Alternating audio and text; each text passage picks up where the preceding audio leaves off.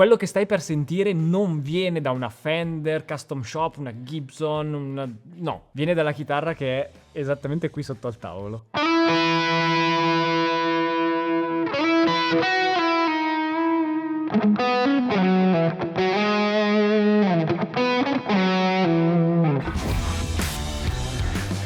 Un mese fa vi ho parlato della Enya Inspire e vi ho promesso una prova approfondita di 30-40 giorni per capire una cosa. Dietro questo strumento che si è rivelato essere una ottima chitarra smart con un sacco di funzioni e tutto quello che abbiamo visto nel video, c'è veramente l'anima di una chitarra vera? Cioè, che sono poi i dubbi più grandi che sono usciti nei commenti di quel video. C'è chi chiedeva, bella la parte smart, ma se la chitarra da suonare fa schifo non me ne faccio niente. Oppure chi aveva dei dubbi sulla parte di carbonio, quindi costruzione, la mancanza del legno. Quindi, dopo averla testata per un mesetto abbondante, ho deciso di prendere questa chitarra, che è la Enya Inspire, e portarla anche in uno studio di registrazione professionale, per una session di registrazione seria, e cercare la risposta a quella domanda. In questo video non voglio solo farvi sentire il risultato e basta, ma voglio anche approfondire come questa chitarra sia integrata poi in un flusso di lavoro, tutto in maniera super trasparente. Ci sono delle cose che mi hanno convinto tantissimo, e invece ci sono delle cose che invece un po' di dubbio me l'hanno fatto nascere. Comunque, adesso le vediamo. La prima cosa che mi sono chiesto è, bella la chitarra smart, ma alla fine poi tiene l'accordatura? È stabile? È solida? Per rispondere a questa domanda ho fatto due cose. La prima è che l'ho provata per un mese intero. È diventata quasi la mia chitarra più suonata negli ultimi periodi. L'ho portata in vacanza, ha subito il peggio caldo delle autostrade italiane, quindi una prova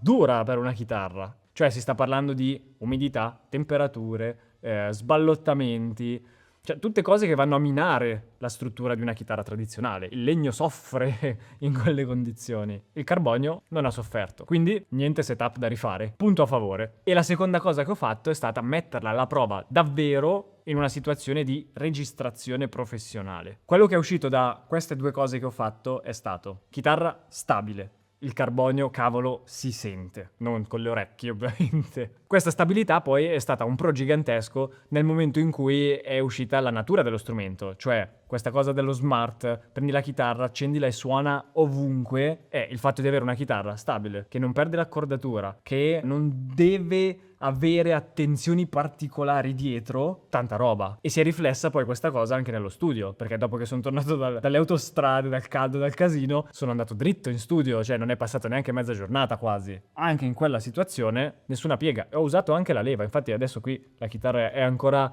assemblata come appena uscita dallo studio, cioè questo c'è il plettro nelle corde incastrato. Punto 2, parliamo di suonabilità e sensazione al tatto. La paura di molti è stata il feeling plasticoso della chitarra. C'era un commento che parlava di questa cosa.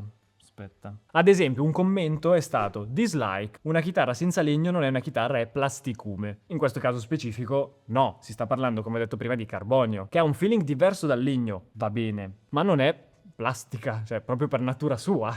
Però devo dire, capisco l'essere spaesati con una chitarra del genere in mano. È un feeling diverso, ha bisogno di abituarsi, ha bisogno di tempo e sì, il manico comunque sotto la mano non è un acero roasted satinato, ok? Però devo dire, comunque, senza fare paragoni, è un manico che si fa suonare molto bene. Ha tutte le caratteristiche che un buon manico deve avere. Sostegno alla mano, scorrevolezza, accesso ai tasti corretto, quindi è solo una questione di poi tatto e preferenza. Come preferisci il manico lucido o il manico satinato? È la stessa cosa. E poi c'è da considerare anche il lato di usura e utilizzo. Il carbonio è molto meno sensibile a tutte quelle cose che magari a tanti chitarristi piacciono. Il fatto della vernice che si consuma piano piano e poi esce il legno. A tanti piace, a tanti no, ok? Su questa chitarra non esiste come concetto. E so che può essere quasi un controsenso perché è un pro così grande, però devo dire, questa cosa di mettere le mani sulla chitarra e verificare prima della session tutte le sue funzionalità, le sue componenti, truss rod, il setup, un po' mi è mancata, perché è un po' parte della poesia dell'essere chitarrista, no? Prima di ogni evento,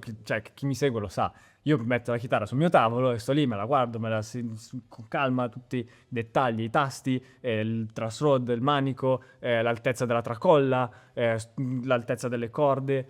Questa cosa da un lato ti toglie quella bellezza di scoprire lo strumento anche dal punto di vista costruttivo, perché non avendo bisogno di setup una volta fatto non è che ci passi il tempo e lo scopri e lo conosci con il tempo, ma dall'altra parte ti permette di suonarlo nelle stesse condizioni per più tempo e quindi aumentare magari il feeling suonando, perché una volta magari il setup è fatto in un modo, poi umidità, cambio di temperatura, non ci si sta dietro, cambiano le condizioni che senti sotto le dita suonando e lo sappiamo, una chitarra bellissima con un setup terribile è comunque peggio di una chitarra terribile con un setup fatto bene. Però questa cosa, come vi ho detto, un po' mi è mancata sotto le mani, perché non mi ha fatto legare con lo strumento dal punto di vista sentimentale. Cioè, è stato uno strumento e basta, un qualcosa che serve per fare qualcosa e basta. Ora entriamo nel vivo. Come suona questa chitarra in un ambiente professionale? L'altra volta nel video mi sono concentrato tanto sul lato smart, ve l'ho fatta sentire con i suoni registrati direttamente dalla chitarra, anche poi con una piccola parte con un amplificatore tradizionale e ok.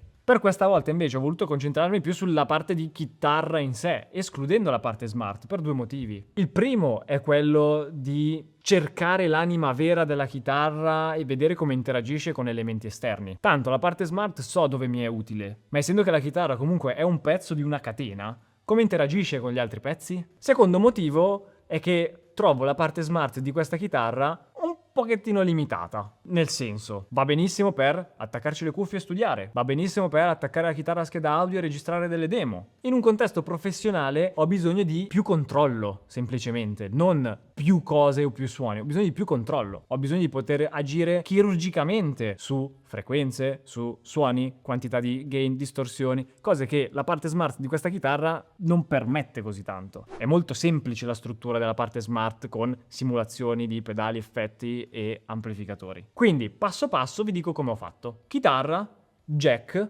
pedaliera. Intanto, per usare la chitarra senza attivare la parte smart basta semplicemente non accenderla e lei funziona come chitarra tradizionale. Quindi, prima cosa, la chitarra da sola come suona? Suona così.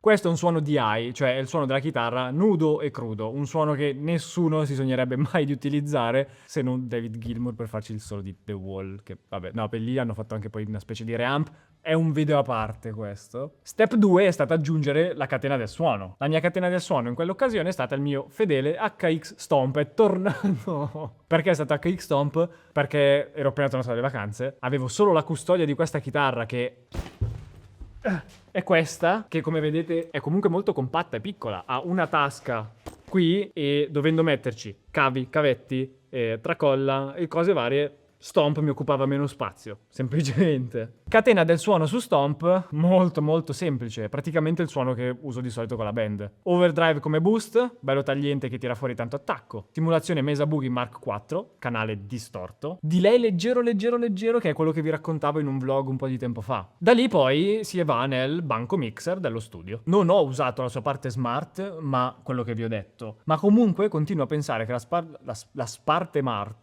parte smart di questa chitarra sia molto molto molto utile. Uno, ve l'ho detto prima, per studiare, bellissima. Seconda cosa, io non ci farei un concerto intero appoggiandomi solo sulla sua parte smart, ma sarebbe un sistema di backup clamoroso, raga. Invece di portarvi dietro roba, voi uscite con la chitarra per suonare. Succede qualcosa a pedali, pedaliera, amplificatore, microfoni o che cavolo ne so, schiacci un bottone, la chitarra si accende, il cavo invece che andare alla pedaliera va diretto in una DI per andare al mixer e fine. E la genialità su questa cosa, ed è stato sicuramente lo stesso pensiero che quelli di Eni hanno fatto, ci hanno messo insieme una pedaliera piccolina che si collega in un secondo alla pedaliera, alla chitarra, e che da qui tic tic tic tic gestisci i suoni in tempo reale. È un backup, è il re dei backup se ci pensate, perché è dentro la chitarra, quindi non come sistema principale, ma per pararsi le chiappe funziona bene. Ed è quello che ho fatto poi quella sera lì, perché se qualcosa avesse funzionato male nello Stomp poi mi sarei attaccato diretto, perché poi comunque in un modo o nell'altro un bel suono ce lo tiri fuori. Intanto vi faccio sentire in studio com'era il suono della chitarra grezzo, quindi chitarra, pedaliera, banco, suono che arrivava a me e lo sentivo in cuffia.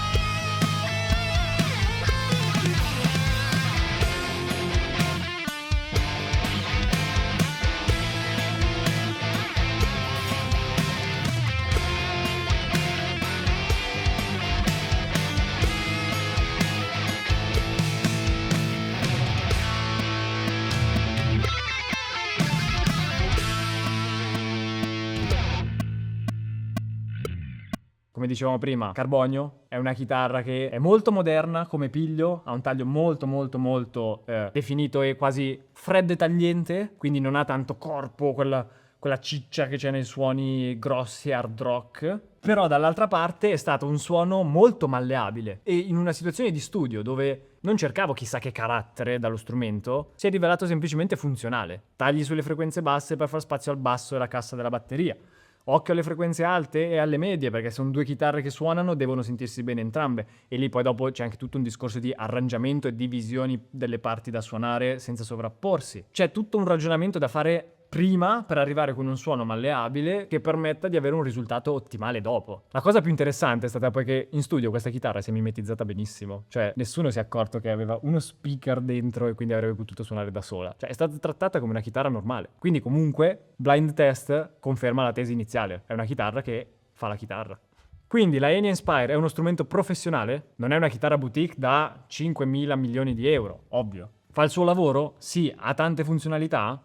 Certo. Ovviamente nelle condizioni giuste offre un suono affidabile, malleabile come vi ho detto prima e soprattutto pronto all'uso, ma sinceramente non mi ha dato comunque quel feeling che magari una chitarra anche imperfetta ti riesce a trasmettere con il suo carattere, tipo il più recente esempio che abbiamo qui sul canale è la chitarra Dan Electro, video che trovate qui in alto da qualche parte qui. Quindi spero che questo caso studio vi sia stato utile per capire in maniera ancora più approfondita questa chitarra, perché sceglierla, perché non sceglierla, a cosa serve, che cosa fa. Se vi siete persi la prima parte, un pochettino più recensione, ve la lascio qui sopra, così potete trovare tutte le informazioni anche lì, e qui sotto in descrizione invece, se volete altre informazioni tecniche da parte di Enya, trovate tutti i link che servono. Cliccateci qui sotto, ma non prima di aver lasciato un bel like e iscrivetevi, vabbè non è italiano, ma fatelo lo stesso perché sì. E rispondetemi nei commenti a questa domanda. Qual è il test più estremo a cui avete sottoposto la vostra chitarra per capire se è affidabile e di qualità accettabile per voi? Ma soprattutto, cioè, l'avete fatto o no? E se non l'avete fatto, ditemi come fareste, così magari lo faccio io al posto vostro.